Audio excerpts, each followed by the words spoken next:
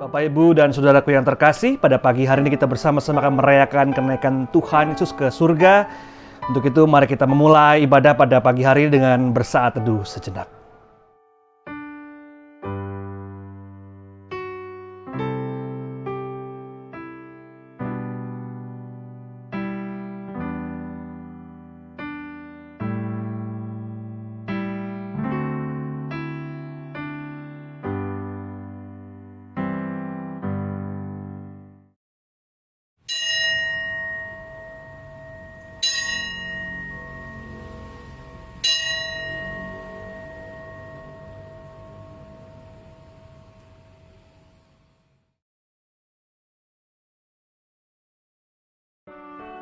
Saudara-saudara yang terkasih, hari ini kita menghayati kembali peristiwa kenaikan Tuhan Yesus ke sorga. Dalam peristiwa itu, para murid terpaku menyaksikan sang guru meninggalkan mereka.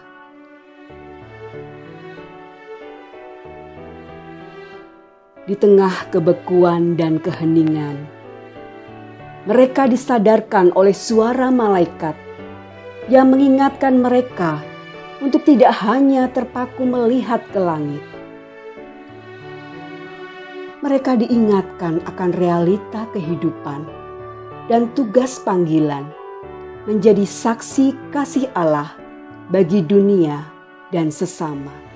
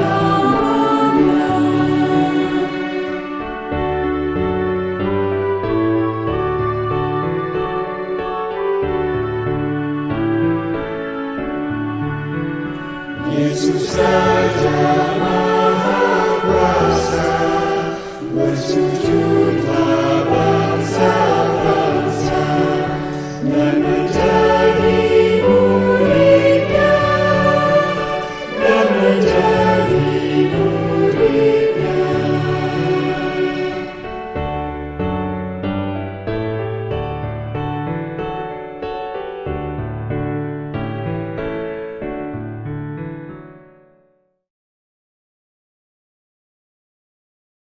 Pertolongan kita dalam nama Tuhan yang menjadikan langit dan bumi.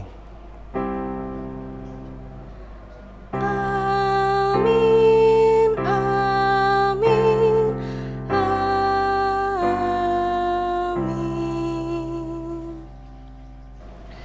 Kasih karunia dan damai sejahtera dari Allah Bapa dalam Kristus Yesus dengan perantaraan Roh Kudus menyertai saudara sekalian.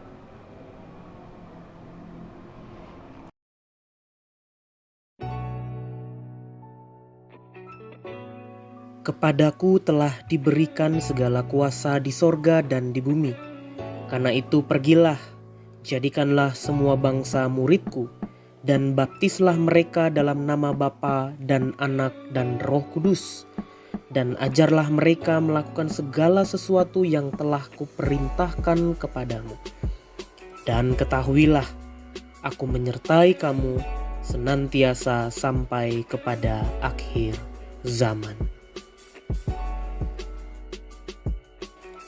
Menjadi saksi adalah perintah yang diberikan Yesus kepada para murid. Kisah cinta yang telah dianugerahkan oleh Allah harus terus diberitakan kepada segala bangsa. Tentu saja, ini bukanlah tugas yang mudah. Ada begitu banyak kesulitan, hambatan, dan penolakan. Akan tetapi Yesus telah berjanji bahwa dalam keadaan apapun Ia senantiasa menyertai kita. Hari ini kita hendak belajar menjadi saksi Tuhan. Bagaimanakah seharusnya berita tentang cinta Allah itu diberitakan kepada seluruh dunia? Oleh karena itu, kami mencoba untuk membuat sebuah drama wawancara dengan para murid berlatar masa sekarang. Kiranya drama ini dapat menuntun kita agar memahami tugas bagaimana menjadi saksi Tuhan di masa sekarang.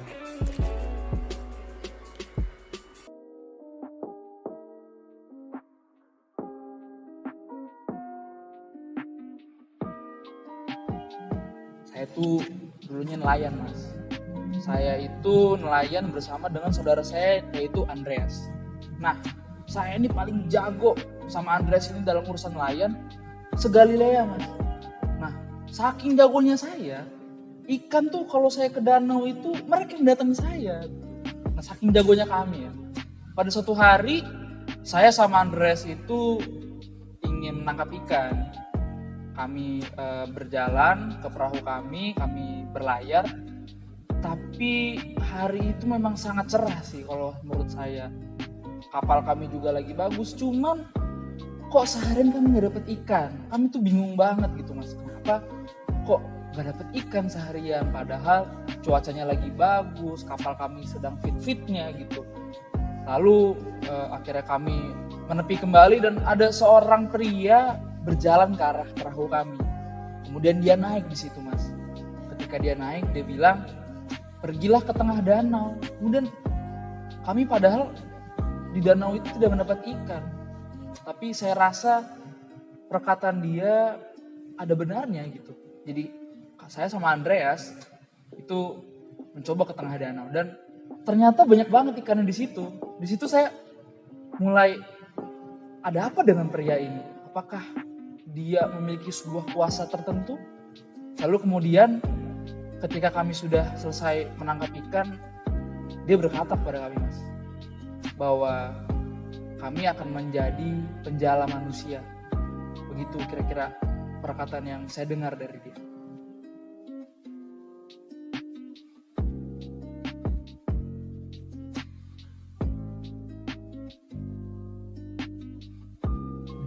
Ya kalau dulu saya sama Andreas adalah penjala ikan gitu. Jadi setelah kami menangkap ikan, kemudian kami jual ke pasar. Tapi fokus pekerjaan kami sekarang diubah. Kami menjadi penjala manusia dan bukan berarti secara harafiah kami menjala manusia. Tetapi kami hadir untuk memberitakan kabar sukacita, memberitakan pengharapan serta pengampunan bagi mereka yang berdosa.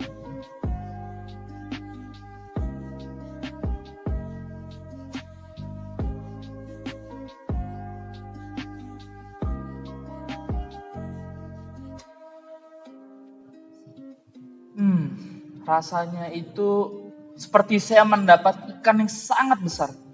Karena bagi saya penjala manusia bukanlah sebuah beban, tetapi sebuah anugerah yang besar. Maka dari itu saya nggak mau menyia-nyiakan sebuah kesempatan yang datang dari Tuhan sendiri.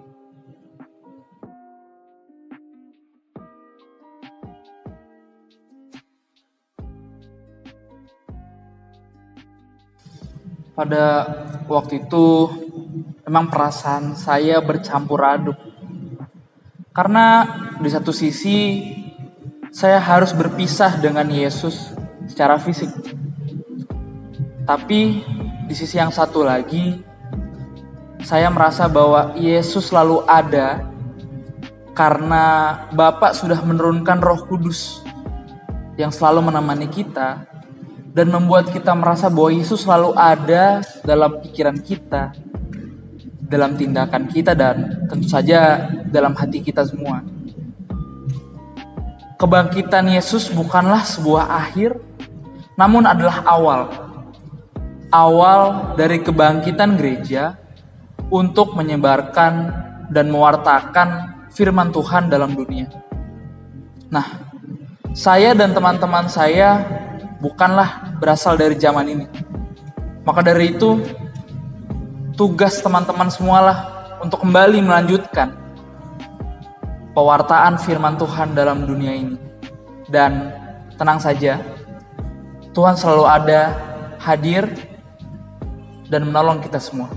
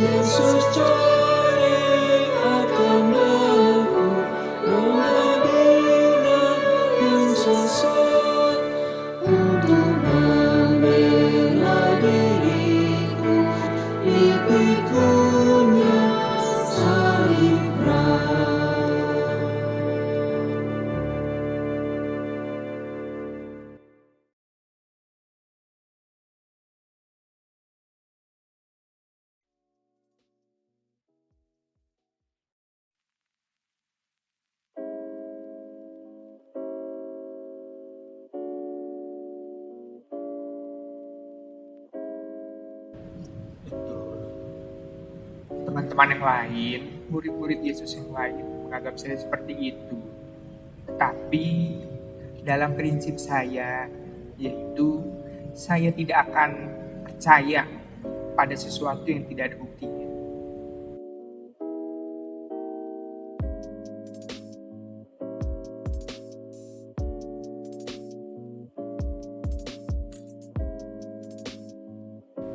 Saya tuh sering menanyakan banyak pertanyaan kepada Yesus, terutama bagaimana jalan menuju kepada Bapa dan bagaimana Bapa itu sendiri.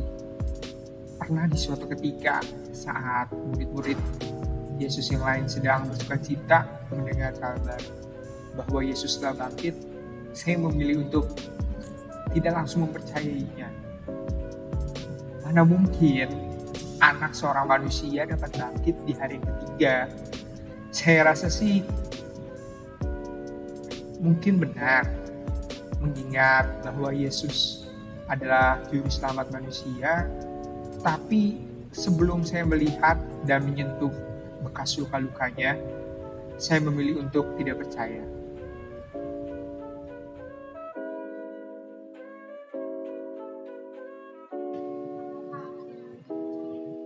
Ya, saya benar-benar percaya. Tidak lama dari kejadian tersebut, Yesus hadir di tengah-tengah kami. Dia berjalan menuju ke arah saya. Dia membiarkan saya melihat, bahkan menyentuh bekas lukanya. Di saat itulah saya benar-benar terkejut. Saya menjadi percaya bahwa adalah Yesus, Tuhan yang berkuasa atas hidup maupun yang mati. Saya juga berubah pandangan hidup saya, bahwa banyak hal yang tidak dapat dijelaskan dengan akal. Saya juga percaya bahwa semua yang terjadi dalam hidup saya merupakan rencana dari Tuhan. Saya merasa sulit apapun, seberat apapun masalah saya, itu merupakan bagian dari rencana Tuhan. Tuhan tidak membiarkan umatnya untuk sengsara. Dia ikut andil dalam hidup saya.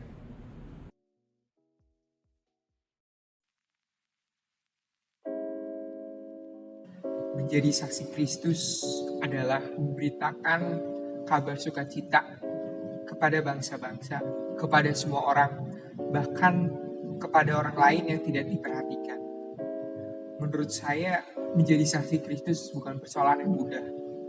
Banyak tantangan, banyak pertentangan yang akan dihadapi. Tetapi di saat itulah saya dikuatkan oleh yang namanya iman. Walaupun saya sudah tidak bersama dengan Tuhan Yesus lagi, Tuhan memberikan suatu Roh Kudus yang terus mendorong dan memotivasi saya untuk terus maju. Begitu.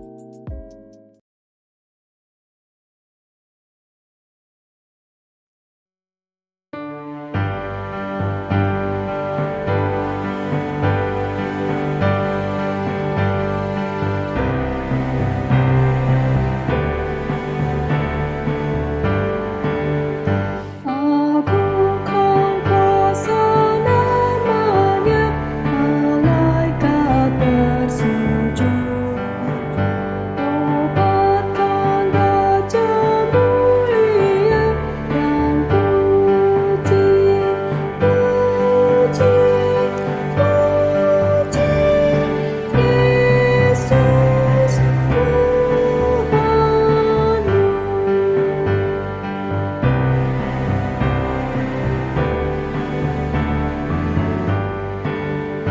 Hai waris kerajaannya, agungkan putra Daud. Allahmu permuliakanlah dan puji, puji, puji Yesus Tuhanmu.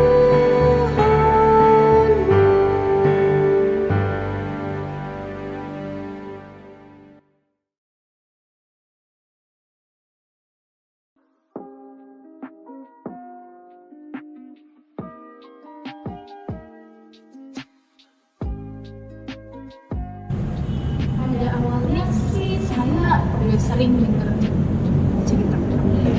Saya udah tahu tentang ajaran-ajarannya, saya tahu tentang mujizat-mujizatnya. Tapi pada waktu itu saya cuma dengar dari orang lain. Saya belum pernah bertemu secara langsung.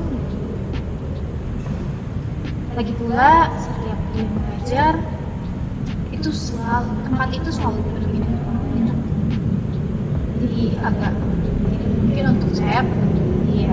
Lagi pula siapa saya juga kan bisa bertemu dengan sosok Yesus secara tatap muka. Saya juga punya penyakit kambuhan. Kalau kata orang, saya ini sering kerasukan setan. Saya ngerasa menderita banget. Udah saya punya penyakit, dan pandangan orang juga buruk tentang penyakit kerasukan saya ini. Jadi saya merasa jiwa saya tuh menderita. Sampai pada suatu saat saya bertemu dengan Yesus. Lebih tepatnya Yesus menghampiri saya. Hebat bukan?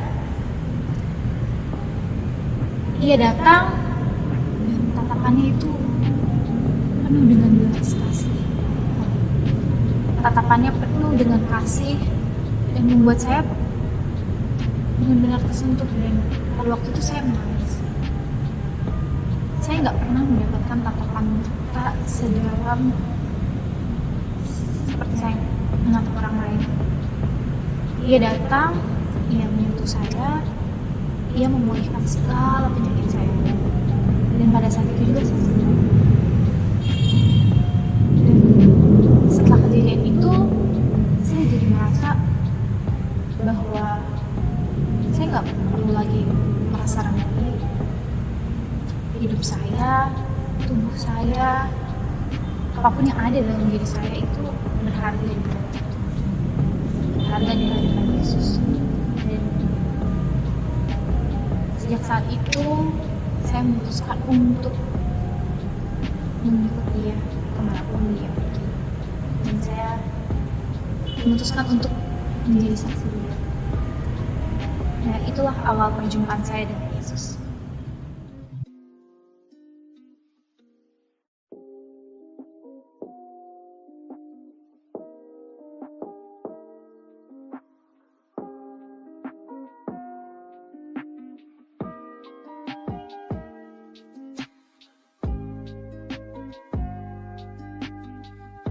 Semuanya berkesan, sangat berkesan. Tapi saya mau menceritakan sebuah pengalaman pahit, tapi juga sukacita. Yaitu saat Yesus mati dan dikuburkan. Sebelumnya saya merasa sedih karena harus melihat Yesus mengalami penderitaan saat itu. Itu benar-benar sangat mengerikan. Saya bahkan nggak sanggup melihat itu secara langsung. Saya cuma bisa menangis dan menangis. Kemudian ia dikuburkan, dan setelah dia dikuburkan, saya setiap pagi datang ke kuburnya untuk memeluk dia dan meminta. Dan pada hari yang ketiga, ketika saya datang pagi-pagi ke kuburnya, batu penutup kuburnya itu sudah tidak ada. Kemudian waktu saya masuk ke kuburan itu, benar dugaan saya bahwa Yesus sudah tidak ada di sana. Saya bertanya-tanya dan saya bingung. Siapa yang berani-beraninya ngambil tubuh Yesus dan dipindahkannya itu dari kubur. Kemudian saya berbalik dan saya menceritakannya kepada Petrus, dan Petrus masuk ke dalam kuburnya. Ia melihat, dan saya cuma bisa diam mematung di taman sekitar kuburnya itu. Kemudian saya dihampiri oleh seseorang penjaga taman yang awalnya saya kira seorang penjaga taman. Saya berbincang, kami berbincang cukup panjang lebar, sampai saya merasa bahwa sepertinya ini bukan seorang penjaga taman, tapi saya berbicara langsung dengan Yesus. Di situ saya merasa sangat campur aduk perasaan saya. Saya merasa sukacita, saya juga merasa deg-degan. Hati saya benar-benar berdebar-debar. Kemudian saya benar-benar langsung berlari kencang dan saya menceritakan itu kepada teman-teman. Dan saya menyatakan bahwa aku telah melihat Tuhan.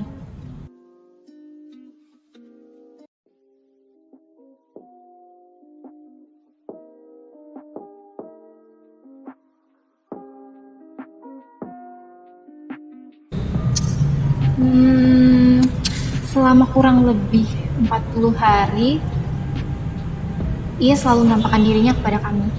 Ia mengajar dan berpesan kepada kami untuk menjadi saksi Tuhan dari Yerusalem sampai dengan ujung bumi. Kemudian setelah dia bangkit, ia naik ke surga. Kami berkumpul semua di loteng atas sebuah rumah di Yerusalem. Kami berdoa, menyembah Dia sampai dengan Roh Kudus memenuhi kami. Kemudian setelah itu kami menjadi saksi Tuhan dari Yerusalem sampai pada ujung bumi.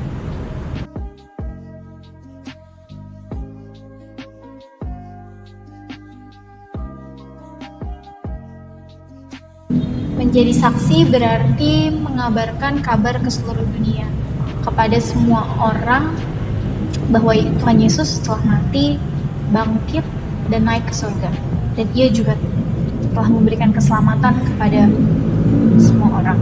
Oleh karena itu, menjadi saksi butuh kerelaan hati yang didasari oleh kasih untuk memberikan segalanya, baik dari hati kita, harta kita, maupun talenta kita untuk melayani Dia, supaya kasih yang diberikan oleh Allah bisa memenuhi dunia ini.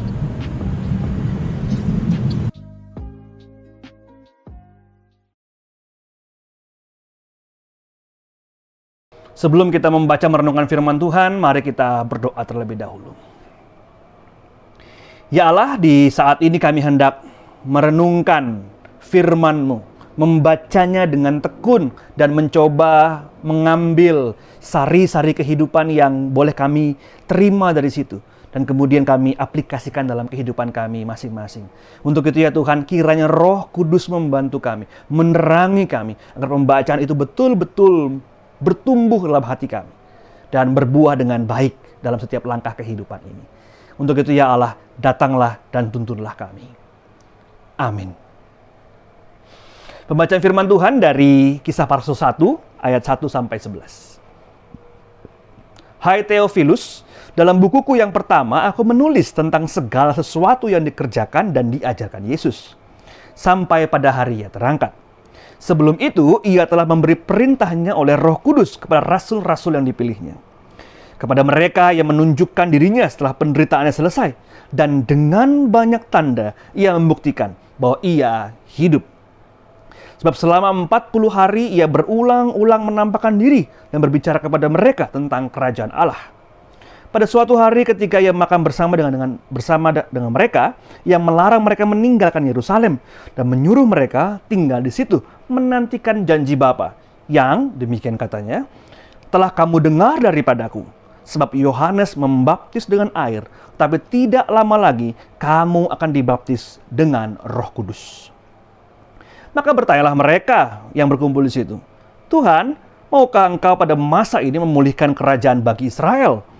Jawabnya, engkau tidak perlu mengetahui masa dan waktu yang ditetapkan Bapa sendiri menurut kuasanya. Tetapi kamu akan menerima kuasa kalau Roh Kudus turun ke atas kamu. Dan kamu akan menjadi saksiku di Yerusalem dan di seluruh Yudea dan Samaria dan sampai ke ujung bumi. Sudah mengatakan demikian, terangkatlah ia disaksikan oleh mereka, dan awan menutupnya dari pandangan mereka. Ketika mereka sedang menatap langit, waktu ia naik itu, tiba-tiba berdiri 2 orang yang berpakaian putih dekat mereka, dan berkata kepada mereka, Hai orang-orang Galilea, mengapakah kamu berdiri melihat langit? Yesus ini yang terangkat ke sorga meninggalkan kamu, akan datang kembali dengan cara yang sama, seperti kamu melihat dia naik ke sorga. Demikian bacaan firman Tuhan yang berbagai mereka mendengarkan dan memelihara dalam kehidupan sehari-hari. Haleluya. Haleluya, haleluya, haleluya.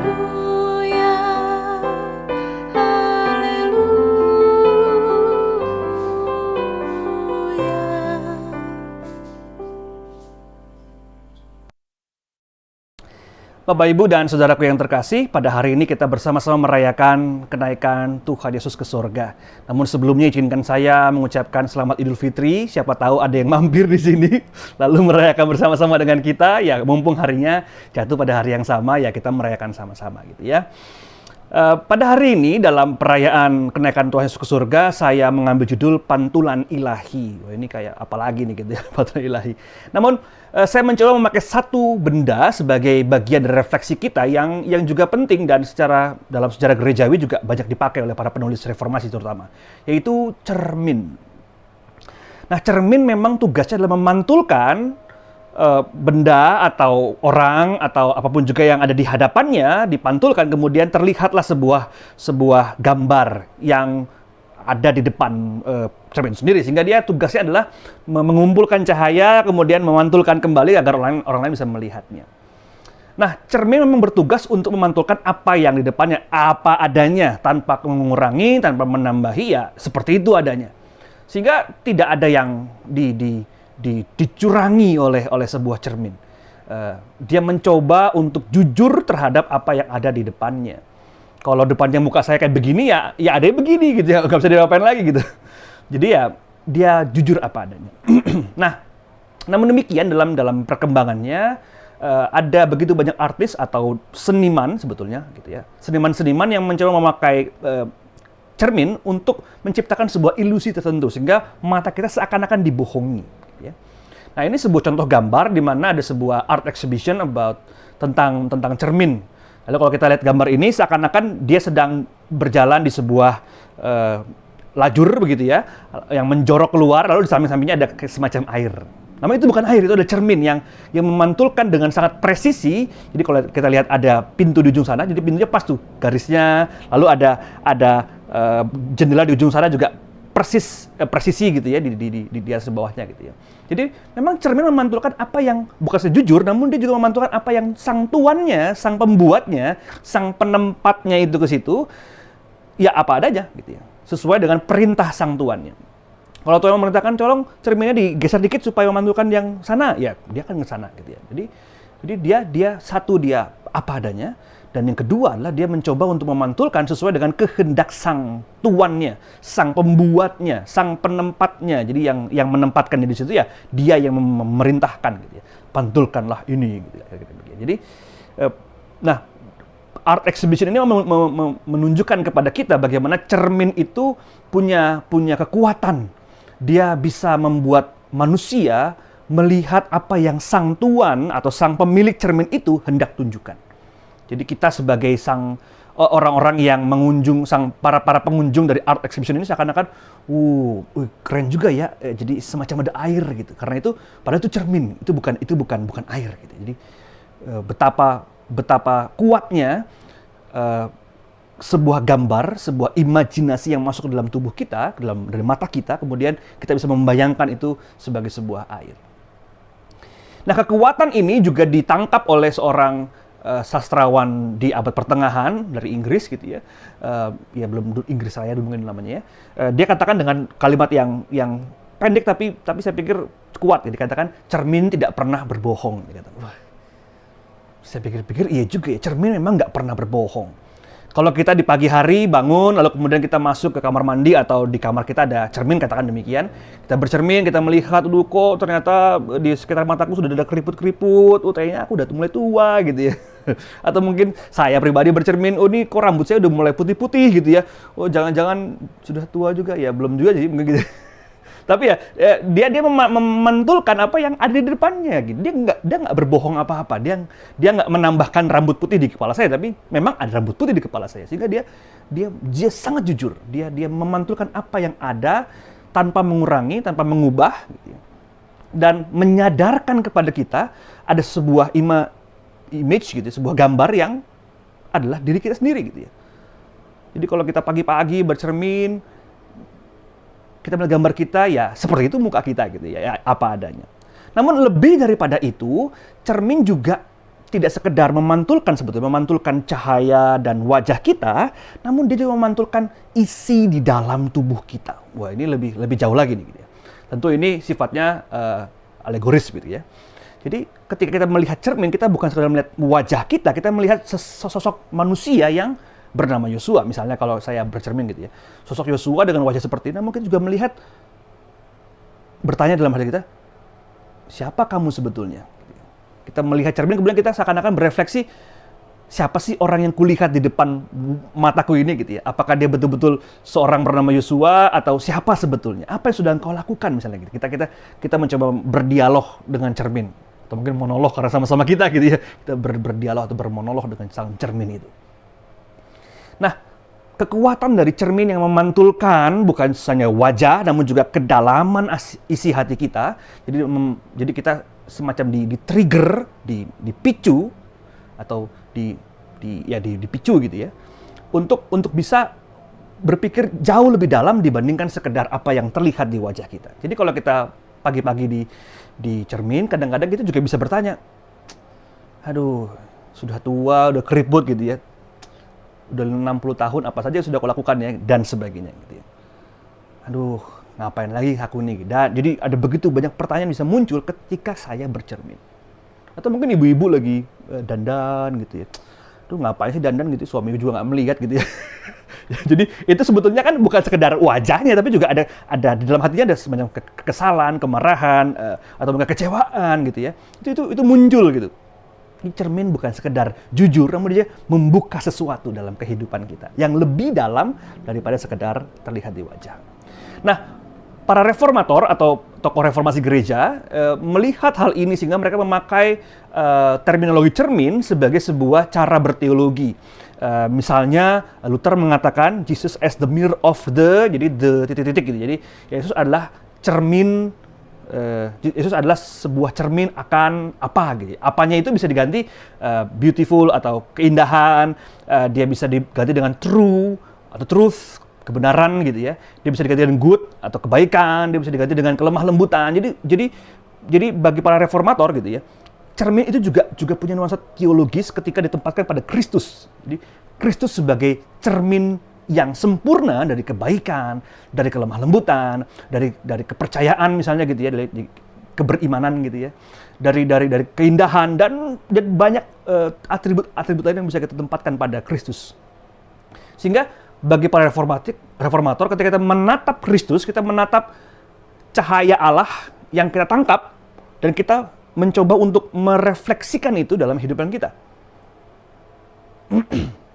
Jangan bingung Bapak Ibu, semoga saya nggak buat bingung gitu. Jadi ketika dikatakan Yesus adalah cermin dari kebaikan, cermin dari keindahan, jadi di dalam diri Kristus, dalam citra Kristus itu termaktub gitu ya, sebuah gambaran yang sempurna akan kebaikan, akan kebenaran, dan seterusnya.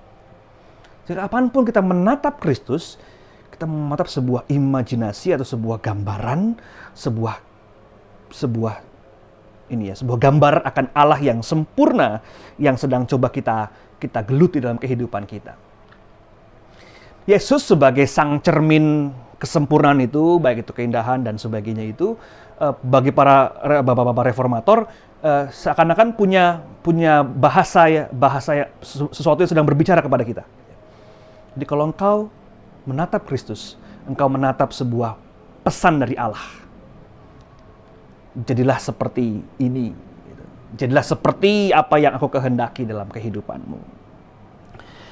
Jadi kita nggak sekedar melihat wajah Yesus yang konon katanya menurut orang-orang Barat itu berhidung mancung, agak punya jenggot, gondrong, nggak seperti itu gitu. Tapi sekali lagi ya, jauh lebih dalam ke dalam hati kita masing-masing. Jadi kapanpun kau menatap cermin, engkau menatap wajah Kristus di cermin itu, engkau sedang bertanya ke dalam hati kita masing-masing. Sejauh mana kebaikan itu ada dalam hati saya. Sejauh mana kebenaran itu tertanam dalam hati saya. Sejauh mana kelemah lembutan itu saya ejawantahkan, saya lakukan dalam kehidupan saya sehari-hari. Jadi sebegitu dalamnya konsep cermin. Nah, dalam bacaan kita pada hari ini mengenai Yesus yang naik ke surga, kita melihat juga bagaimana para murid juga mencoba bercermin pada Allah yang sedang naik. Gitu. Dalam arti bahwa mereka sedang mencoba melihat bagaimana Allah yang mereka percaya sebagai Sang Juru Selamat itu seharusnya juga punya arti dalam kehidupan kita masing-masing. Dan itulah mengapa kemudian mereka disebut sebagai saksi. Karena saksi tugasnya adalah memantulkan apa yang mereka lihat, apa yang mereka rasakan, apa yang mereka saksikan. Gitu ya. Sehingga saksi itu harusnya dia nggak melebih-lebihkan, nggak mengurang-ngurangi, ya apa adanya, ya cermin. Jadi kalau visualisasi pada hari ini bicara mengenai saksi, ya saksi itu adalah sebuah cermin yang memantulkan cahaya ilahi tadi, pesan-pesan ilahi tadi. Sehingga dia nggak bisa kita gagal menjadi seorang murid ketika kita menahan cahaya itu, menahan gambaran itu untuk saya sendiri. Tapi justru ketika kita pantulkan kepada yang lain, itulah para saksi. Dan itu nggak bisa kita hindari. Gitu ya. Nah, dalam bacaan kita, Kisah Para Rasul, yang menarik adalah di ayat 6 yang pertama. Saya bacakan kembali ya, ayat 6. Maka bertanyalah mereka yang berkumpul di situ, para murid, Tuhan, maukah engkau pada masa ini memulihkan kerajaan bagi Israel? Jadi ini juga semacam gambaran bahwa mereka sedang menggumuli sebuah situasi di mana ada situasi yang tidak ideal. Dalam arti pada saat itu mereka dijajah oleh Romawi, kemudian mereka menantikan Mesias. Lah kan kamu Mesias Tuhan, lalu kok tiba-tiba pergi ke atas gitu ya? Kemana? Ke atas tuh keluar angkasa atau kemana? Ke surga lah, ke surga gitu ya. Kok engkau pergi tiba-tiba gitu ya? Kan engkau Mesias yang dijanjikan itu, engkau harusnya memperbaiki ini semua, tapi kenapa engkau malah pergi gitu? Sehingga mereka pingin, mereka rindu, mereka punya kerinduan, betul punya kerinduan gitu ya, untuk kami ini sedang hancur, kami ini sedang tercerai-berai gitu ya. Tuhan tolong kami, selamatkan kami, pulihkan kami gitu. Namun ketika itu Tuhan justru mengatakan kamu nggak tahu kapan gitu ya, kamu nggak tahu masanya, waktunya gitu ya. Tapi aku akan memberikan kepada kamu Roh Kudus nanti di Pentakosta, di bagian yang lain begitu ya. Dan kemudian ketika dia sampai di situ, jadi dia nggak menjawab sebetulnya, menjawab dengan tidak menjawab gitu ya. Jadi dia mengatakan bahwa itu bukan tugasmu, jadi bahwa soal keselamatan itu bukan tugasmu soal mempersaksikan, itu tugasmu. Gitu ya. Jadi soal menentukan siapa selamat atau siapa enggak, itu tugasku, kata Tuhan. Tugasmu adalah bersaksi, memantulkan cahaya itu. Dan ketika mereka sedang berkomunikasi, tiba-tiba Tuhan terangkat ke surga. Atau berangkat ke surga. Sama ya, terangkat sama berangkat gitu ya. Berangkat ke surga. Kemudian ketika mereka sedang menatap ke atas, ada dua orang yang berpakaian putih, mungkin bercahaya begitu ya, bercahaya, berpakaian putih, kemudian mengatakan, hai orang-orang Galilea, ayat 11, mengapa kamu berdiri melihat ke langit? Yesus ini yang terangkat ke surga, yang berangkat ke surga, meninggalkan kamu, akan datang kembali dengan cara yang sama. Kamu melihat dia naik ke surga. Sehingga, jadi memang bagi orang Kristen, kita nggak boleh lama-lama melihat ke atas. Jadi kita memandang ke surga terus gitu ya. Justru kita memandang ke bawah. Karena dia udah di atas, dia sudah di surga. Namun pekerjaan yang belum selesai itu pekerjaan di sini, di dunia ini. Dengan demikian, ketika kita melihat cahaya Kristus itu, cahaya ilahi itu, kita memantulkannya kepada orang-orang sekitar kita. Dan dengan demikian, pusat dari pekerjaan Tuhan bukan di saya, tapi di sini, di dunia ini gitu ya, di orang-orang sekitar kita. Gitu ya. Jadi kita nggak boleh, sebetulnya ayat ini juga bicara mengenai bahayanya kesombongan rohani. Kita nggak boleh masuk ke sana, karena memang Tuhan selalu mengatakan, no, pekerjaanku itu intinya di sini, dalam kehidupan, di dunia ini yang aku cintai ini, yang dimana aku rela turun dari surga, kata demikian kalau dia di atas, turun dari surga bersama-sama dengan manusia. Jadi engkau jangan rindu ke sana, tapi lihat ke sini, gitu. Lihat ke sini. Jangan lama-lama melihat ke surga. Jangan lama-lama menatap ke surga, tapi berlama-lamalah bertekun dan bergumul dengan kondisi sekitar kita. Melihat samping kanan kiri kita. Melihat orang-orang yang kita cintai di sebelah kanan kiri kita. Tetangga kita, orang-orang yang dekat dengan kita. Di sanalah harusnya pantulan ilahi itu tersampaikan. Jangan lama-lama ke atas, tapi di situ. Jadi, sehingga dengan demikian, dengan kata lain begitu ya, kita nggak bisa lagi sebagai orang Kristen mengatakan, wah ini umat keselamatan, umat yang diselamatkan, umat ini yang umat perjanjian Allah, aku bangga menjadinya. Ya betul, bangga itu betul, tapi stop sampai situ, karena yang istimewa sebetulnya justru di sana. Keistimewaan kita membawa sebuah konsekuensi, tugas yang besar ke sana. Sehingga jangan kita bermegah terhadap apa yang kita miliki, namun bertekunlah dalam pekerjaan. Itulah sebetulnya ciri orang Kristen. Jadi cukup melihat ke atas, kini kita melihat ke samping. Nah, dalam melihat ke samping menjadi para saksi Kristus atau menjadi cermin yang memantulkan cahaya ilahi itu kadang nggak mudah. Ada begitu banyak pergumulan, permasalahan yang memungkinkan kita untuk mundur dan tidak mau menjadi cermin yang terang itu, cermin yang nggak buram tapi terang itu. Nah, satu buku yang menarik adalah dari Mohtar Lubis, sebuah tulisan klasik yang berjudul Manusia Indonesia. Banyak yang mengkritik karena katanya, ini bahasanya agak negatif. Masa orang Indonesia itu disebut karakternya percaya tahayul, nggak mau bertanggung jawab, kemudian hipokrit, dan sebagainya. Jadi, kesian deh pokoknya. Tapi saya pikir ada banyak benarnya. Karena dia dengan jujur memantulkan apa yang dia lihat. Nah, satu yang adalah enggan bertanggung jawab. Dia tuh sini, bukan saya, atau perkataan bukan saya gitu ya. Bukan saya adalah kalimat yang cukup populer di mulut orang Indonesia, di mulut manusia Indonesia. Dan ini beresonansi dengan sangat kentara gitu ya, dengan konsep murid atau saksi yang sedang kita bicarakan pada saat ini. Bahwa kata bukan saya ini semacam, Loh, kamu kan harusnya jadi cermin Kristus. Oh, no, bukan saya belum siap gitu ya. Cermin saya belum lengkap misalnya gitu. Dan ini sedikit banyak bisa kita lihat, kita dengar, kita rasakan dalam kehidupan gerejawi misalnya gitu ya. Loh, ini kan yang ngurus gereja harusnya majelis, bukan saya. Majelis gitu ya. Loh, yang harusnya menjadi tugas menebarkan Injil kan bukan saya, tapi majelis atau para pengurus komisi gitu ya. Atau misalnya ada komisi yang mungkin nggak jalan gitu ya. Ya bukan saya tugasnya, kamu gitu ya. No, itu tugas kita bersama. Itu tugas kita bersama. Sehingga mungkin baik juga kalau kita menerapkan latihan ini. Jadi kita mengurangi kata bukan saya gitu ya. Siapa tanggung jawab? Bukan saya gitu ya. Kita nggak mau bertanggung jawab. Padahal ketika kita mengelak tanggung jawab, sebetulnya kita sedang mengelak juga atau melewatkan sebuah kesempatan untuk bisa ikut aktif dalam kehidupan bersama. Bukan saya, gitu ya. Siapa yang tugas? Bukan saya. Ya mungkin memang bukan saya, tapi minimal tanggung jawab itu diemban. Kalau nggak ada, oke, saya siap. Kehidupan semacam ini, kehidupan menjadi para saksi yang memantulkan cahaya Kristus itu bukan pilihan memang. Tapi disematkan kepada kita. Sehingga kata bukan saya nggak bisa lagi hidup di antara kita sebagai umat Allah. Loh gimana tetanggamu kok sakit kamu nggak tahu? Ya bukan saya bukan majelis, bukan anggota majelis. Loh kamu tetangganya gitu ya. Bukan saya gitu. Bukan saya. Kita kayak mundur gitu, bukan saya.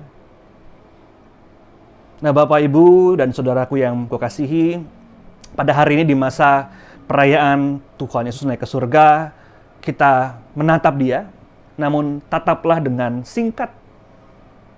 Namun alihkan pandangan kita kepada dunia dan lihat dunia sebagai media, tempat Allah di mana, hei Yosua, pantulkanlah cahaya ini kepada mereka. Kamu, iya kamu. Bukan saya, nggak boleh lagi gitu ya. Kamu, ya kamu. Setiap umat yang dipilih, setiap umat yang diselamatkan oleh Tuhan, setiap umat yang mendapatkan keselamatan adalah cermin yang seharusnya jelas dan tidak buram dalam kehidupannya. Oleh karena itu, pada hari ini, marilah kita bersama-sama menjadikan hidup kita, kebersamaan kita di masa ini sebagai bagian dari kehidupan kebersamaan. Saya hadir di tengah-tengah dunia ini bukan untuk saya pribadi, tapi untuk pekerjaan Tuhan yang besar. Sehingga bagus juga kalau dalam akhir ibadah gitu ya. Arahkan hatimu kepada Tuhan, kayu makan kepada Tuhan. Arahkan hatimu kepada dunia. Bekerja di dunia, gitu. Mengasihi dunia sesama kita. Pantulkanlah cahayamu ke dalam dunia. Wah, itu lebih kuat lagi begitu. Jadi pantulkanlah, jangan malu-malu, jangan ya apa adanya gitu ya. Pantulkan saja apa yang Tuhan kirimkan itu kepada dunia. Jangan tahan dalam diri kita. Namun serahkanlah. Agar cahaya Kristus itu boleh menerangi kehidupan kebersamaan. Dimulai dari orang-orang di sekitar kita, orang-orang yang kita cintai. Untuk itu di pagi hari ini, selamat menatap ke atas, namun perbanyaklah menatap ke samping. Selamat menjadi saksi Kristus yang merasakan keindahan dari cahaya Kristus, namun perbanyaklah waktu untuk memantulkan cahaya itu kepada orang-orang sekitar kita. Dan di pandemi ini makin penting gitu ya. Ini kok negara kok makin tinggi angkanya? Bukan saya. No. Dimulai dari saya. Dimulai dari diri sendiri. Saya nggak akan nyanyi Bapak Ibu. Dimulai dari diri sendiri. Nyanyi juga. Dimulai dari saya, dimulai dari diri sendiri. menjadi cermin Kristus. Sehingga mulai hari ini ketika kita bercermin, cermin itu nggak sekedar memantulkan wajah kita, memantulkan kedalaman hati kita sebagai para murid Kristus, para saksi Kristus yang seharusnya juga memancarkan cahaya yang sama. Selamat merayakan kenaikan Tuhan Yesus Kristus. Tuhan memberkati kita semua. Amin.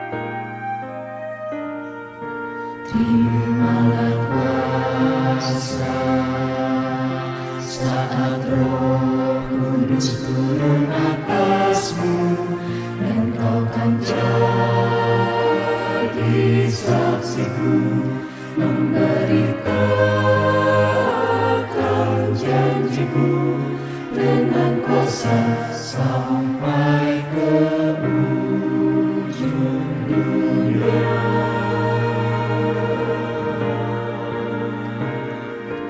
Beritakan Injil dan jadi saksiku, dan jadi saksiku. Kau jadi saksiku sampai ke ujung dunia.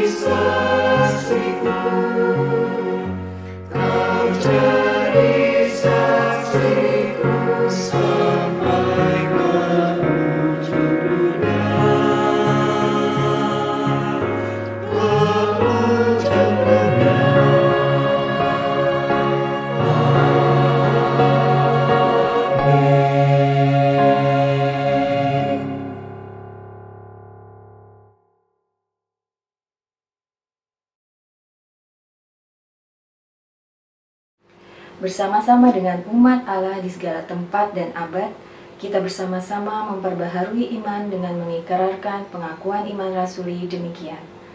Aku percaya kepada Allah Bapa yang Maha Kuasa, Halik langit dan bumi, dan kepada Yesus Kristus anaknya yang tunggal Tuhan kita, yang dikandung dari Roh Kudus, lahir dari anak darah Maria, yang menderita di bawah pemerintahan Pontius Pilatus, disalibkan, mati dan dikuburkan, turun ke dalam kerajaan maut.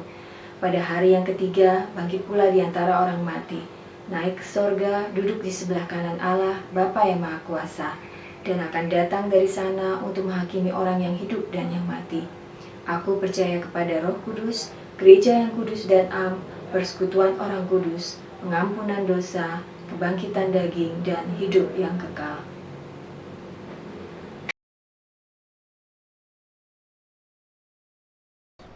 Kini mari kita menaikkan doa-doa syafaat kita. Ya Allah, pada hari ini kami berdoa untuk sahabat-sahabat kami yang masih berjuang dalam kondisi medis mereka masing-masing. Kami mengingat orang-orang yang kami cintai, mengingat orang-orang yang kami kasihi ya Tuhan. Kiranya tubuhnya Engkau kuatkan, hatinya Engkau tegarkan, sehingga dengan demikian pengharapan itu nggak pernah jauh dari hidup mereka. Mereka terus berjuang agar dengan demikian ya Tuhan, kami pun yang di rumah, kami pun yang menunggu, menemani juga terus-menerus memiliki semangat yang sama. Berdoa tak pernah jemu. Dengan sebuah imajinasi bahwa pada saatnya nanti kami boleh bertemu kembali dalam sebuah ikatan yang penuh dengan sukacita. Ya Tuhan, kami berdoa untuk sahabat-sahabat kami yang juga sedang dalam kondisi sakit ya Tuhan. Engkau berkati mereka, sembuhkan mereka ya Tuhan. Kami pun sebagai keluarga dan sahabat terus-menerus mencoba melihat bagaimana rancangan-Mu yang indah itu diterapkan dalam kondisi penuh dengan kesakitan dan virus pada saat ini. Kami mencoba menerjemahkannya ya Tuhan. Ajarkan kami dengan lebih tekun melihat ini semua. Kami juga berdoa ya Tuhan untuk GKJ Pamulang, gereja-Mu ini ya Tuhan. Gereja-Mu yang senantiasa mencoba menjadi gereja yang memantulkan cahaya ilahi kepada yang lain. Agar gereja-Mu menjadi tempat di mana orang-orang melihat kebaikan-Mu, melihat kejujuran-Mu, melihat kelemah lembutan-Mu, melihat keindahan-Mu ya Tuhan melalui gereja dan persekutuan ini. Kami berdoa ya Tuhan, terus pakai kami dan bentuk kami ya Tuhan. Kami juga berdoa untuk bangsa Indonesia ya Tuhan, bangsa yang sedang berjuang melawan COVID-19 pandemi ini ya Tuhan. Engkau berkati para pemimpin negara kami sehingga dengan hikmat dan bijaksana-Mu ya Tuhan, dengan Roh Kudus yang tertanam di hati mereka, segala kebijakan boleh berlangsung dengan baik dan diambil dengan tepat ya Tuhan. Kami juga berdoa untuk para tenaga medis, Engkau berkati mereka yang terus-menerus berusaha berjuang di garda terdepan. Kiranya mereka pun Engkau berkati dengan kesehatan, Engkau jauhkan dari segala macam virus, dan kiranya ya Tuhan, semangat melayani terus boleh ada di hati mereka masing-masing. Kami juga berdoa ya Tuhan untuk setiap kami berdoa untuk keluarga demi keluarga. Pandemi ini tidak mudah, namun kami sebagai keluarga mencoba untuk terus bersatu, berjalan beriringan bersama-sama ya Tuhan. Untuk itu, kiranya di dalam keluarga kami ada cinta kasih-Mu ya Tuhan. Ada kelemah lembutan-Mu ya Tuhan. Ada kedamaian dan kehangatan-Mu ya Tuhan. Sehingga rumah menjadi tempat yang kami rindukan senantiasa. Bagi kami yang sedang mengalami pergumulan keluarga, Engkau cerahkan hati kami. Supaya kami mampu melihat dengan lebih tepat, dengan lebih baik seperti apakah kami harus hidup dalam keluarga kami masing-masing. Kami juga beruntuk anak-anak kami yang sedang sekolah ya Tuhan. Berkati mereka dalam pendidikan mereka. Berikan mereka kecerdasan, hati yang jujur ya Tuhan. Dan di masa pandemi ini, sekolah pun juga tidak mudah. Namun kiranya ya Tuhan, mereka tidak jatuh pada sebuah kelelahan mental yang luar biasa. Namun sebaliknya ya Tuhan, kami sebagai orang tua, sebagai sahabat juga terus-menerus memeluk mereka. Memberikan kekuatan kepada mereka agar kiranya ada kasih karunia dan kekuatan yang baru bagi anak-anak kami. Kami juga berdoa untuk kami yang sedang mencari pekerjaan, mempertahankan pekerjaan kami atau bahkan menciptakan peluang-peluang pekerjaan ya Tuhan. Kiranya Engkau memberkati usaha kami, memberkati pekerjaan kami, agar kami menjadi karyawan ataupun entrepreneur yang terbaik di area kami ya Tuhan. Berkati kami ya Tuhan. Kami juga berdoa untuk setiap sahabat-sahabat kami yang harus kehilangan di masa pandemi ini. Kenaikan Tuhan Kristus ke surga memperlihatkan kepada kami ada pengharapan yang besar. Agar kami dapat bertemu kembali di suatu tempat di waktu yang akan datang ya Tuhan. Dalam sebuah kesempurnaan. Untuk itu izinkan kami pada saat ini di masa-masa pandemi. Kami mengenang orang-orang yang kami cintai. Kami mengenang orang-orang yang berpulang kepada Engkau ya Tuhan. Izinkan kami memeluk memori mereka ya Tuhan. Dan merayakan memori itu sebagai bagian dari berkat-Mu yang indah. Ajarkan kami untuk melihat terang di balik kegelapan yang begitu pekat pada saat ini. Kami juga berdoa ya Tuhan untuk setiap unsur-unsur kehidupan yang ada di sekitar kami ya Tuhan. Sahabat kami, orang-orang sekitar kami yang berbeda dengan kami. Kami mendengar ada begitu banyak hal-hal yang mencederai kehidupan kebersamaan kami. Kami mendengar ada begitu banyak hal-hal yang menyedihkan hati kami akan kehidupan kebersamaan. Untuk itu ya Tuhan, di hari ini kami mencoba untuk berkomitmen agar terang kasih-Mu itu dapat betul-betul terpancar kepada orang-orang sekitar kami. Sehingga kami semua dapat sepakat bahwa kekerasan bukanlah sebuah cara yang perlu kami tempuh, namun sebaliknya kelemah lembutan, pengampunan, dan cinta kasih-Mu sajalah yang kiranya menjadi bahasa bersama kami. Ya Tuhan, inilah doa-doa syafaat kami pada saat ini. Dan ada masih begitu banyak doa-doa pribadi yang kami hendak haturkan kepadamu. Dengarlah ya Tuhan, sendengkanlah telingamu kepada kami. Dan dekaplah kami dalam pelukan-Mu yang hangat. Agar kami di tengah-tengah masa ketakutan ini merasa kuat, tenang, dan penuh dengan kedamaian. Terima kasih ya Tuhan. Dan kami nak menutup doa ini dengan doa Bapa kami. Bapa kami yang di surga, dikuduskanlah namamu, datanglah kerajaan-Mu, jadilah kehendak-Mu di bumi seperti di sorga. Berilah pada hari ini makan kami secukupnya, dan ampunilah kami akan kesalahan kami, seperti kami juga mengampuni orang yang bersalah kepada kami. Dan janganlah mau kami dalam pencobaan, tapi lepaskanlah kami daripada yang jahat. Karena Engkau yang mempunyai kerajaan, dan kuasa, dan kemuliaan sampai selama-lamanya. Amin.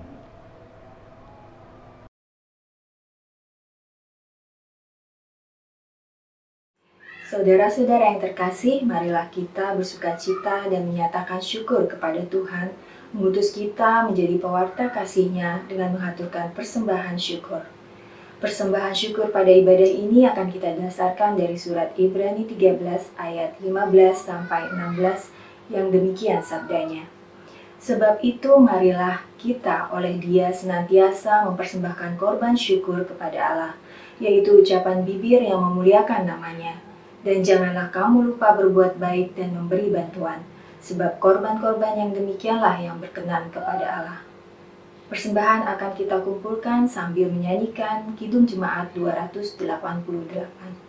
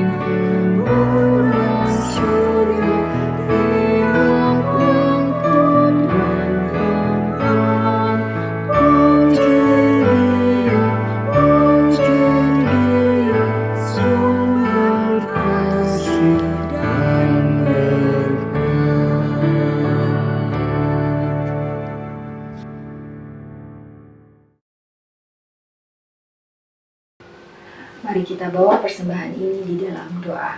Mari kita berdoa. Segala ungkapan syukur hanya kepadamu Bapa di sorga, oleh karena kasih, karunia, dan berkat yang boleh selalu kami terima dan nikmati hingga saat ini. Kami percaya Tuhan bahwa semua berkat yang kami peroleh itu adalah karena kemurahan dan kasih Tuhan dalam kehidupan kami. Dan sebagai bukti ungkapan syukur kami kepadamu, saat ini kami hendak memberikan persembahan. Kuduskan dan terimalah persembahan ini agar boleh menjadi berkat untuk pelayananmu dimanapun persembahan ini diperuntukkan dan digunakan. Inilah doa dan permohonan kami ya Tuhan. Hanya di dalam nama Tuhan Yesus Kristus kami berdoa dan mengucap syukur. Haleluya. Amin.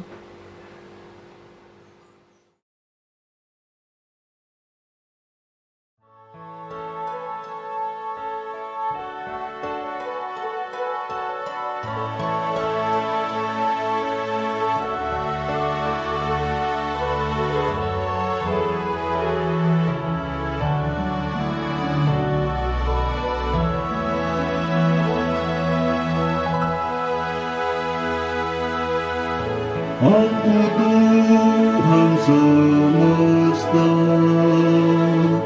deritamu ku dengar. Kau di dunia yang gelap, ku selamatkan.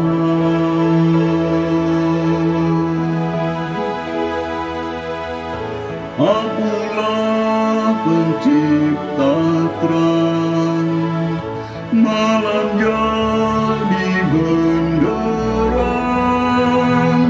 Siapakah utusanku membawa terang? Ini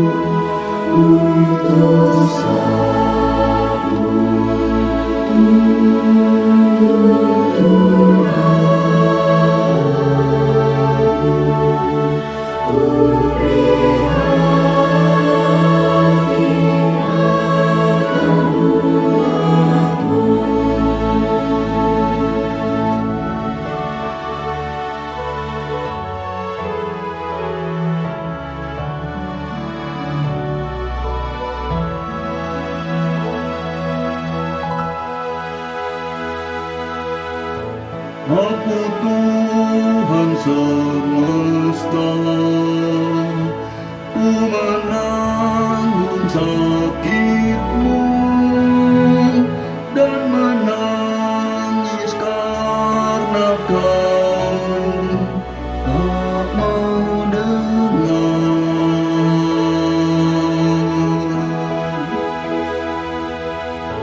Kan ku ubah hatimu yang keras jadi lembut. Siapa bawa firmanku, utusanku?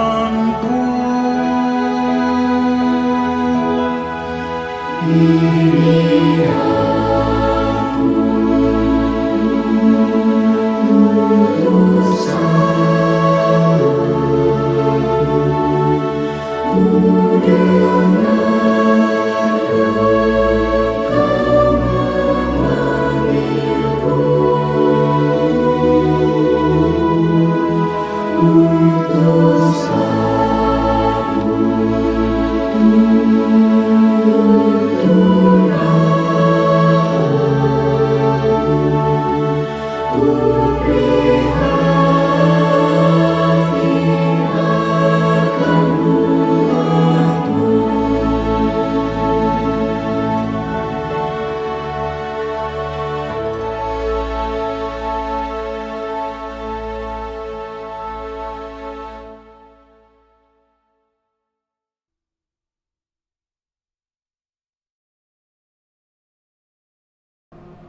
Arahkanlah hatimu kepada Tuhan. tinggallah dalam kasih Tuhan agar dapat hidup saling mengasihi. Terpujilah Allah, Bapa dan Anak dan Roh Kudus. Kini terimalah berkat Tuhan. Tuhan memberkati engkau dan melindungi engkau. Tuhan menyinari engkau dengan wajah-Nya dan memberi engkau kasih karunia. Tuhan menghadapkan wajah-Nya kepadamu dan memberi engkau damai sejahtera. Amin.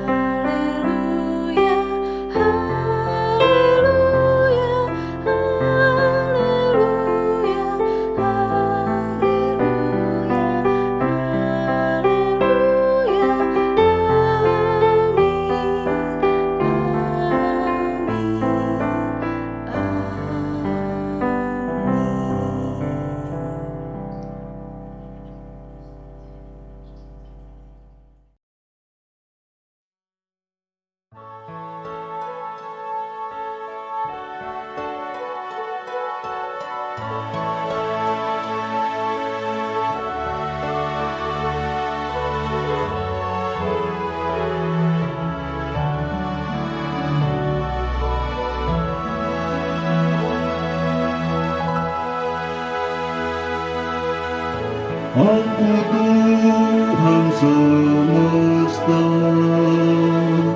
ku melihat yang resah, orang miskin dan lesu, aku